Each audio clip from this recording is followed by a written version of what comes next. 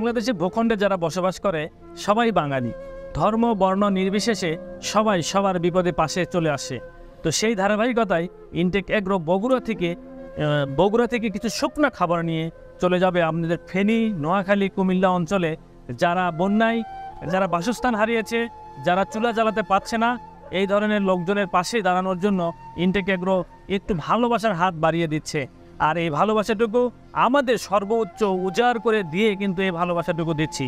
কতটুকু দিতে পারছি এইটি মূল বিষয় না, আমাদের সামর্থ্যের আলোকে, ইনটেক এগ্রোর সামর্থ্যের আলোকে আমরা শুকনা মুড়ি দিচ্ছি, চিরা দিচ্ছি, বিস্কিট দিচ্ছি, এর সাথে আমরা একটু মুড়ি খাওয়ার জন্য গুড় দিচ্ছি, সেই সাথে আমাদের কারখানায় তৈরি লাচ্চা সেমাই দিচ্ছি, ঔষধ দিচ্ছি, স্যালাইন দিচ্ছি। আমাদের সামর্থ্য অনুযায়ী যতখানি দেওয়া সম্ভব শুকনো খাবার আমরা ইনশাল্লাহ আজকেই পৌঁছায় দেব আমাদের বন্যার্তদের মাঝে। এটি ধনী গরিব নির্বিশেষে সকলের কাছে পৌঁছায় দেব। কারণ হচ্ছে যে এখন খাদ্য দরকার, শুকনা খাদ্য দরকার। কারণ তো বন্যায় পানি এতটাই বাড়ে গেছে যে সেই জায়গাগুলোতে চুলা জ্বালানো কোনো সম্ভব না, কারেন্টের লাইন নাই, গ্যাস সংযোগ নাই, সব কিছু বিচ্ছিন্ন। তাই আমাদের এই ইনটেক এগ্রোর পক্ষ থেকে যতটুকু সম্ভব সেইটুকু ভালোবাসা দেওয়ার জন্য আমরা প্রস্তুত, আমাদের টিম প্রস্তুত।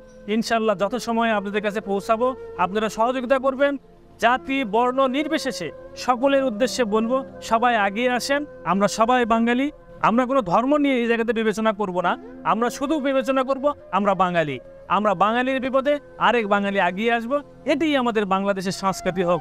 ধন্যবাদ সবাইকে। ইনটেক এগ্রোর জন্য দোয়া করবেন, ইনটেক এগ্রোর পাশে থাকবেন। আল্লাহ হাফেজ।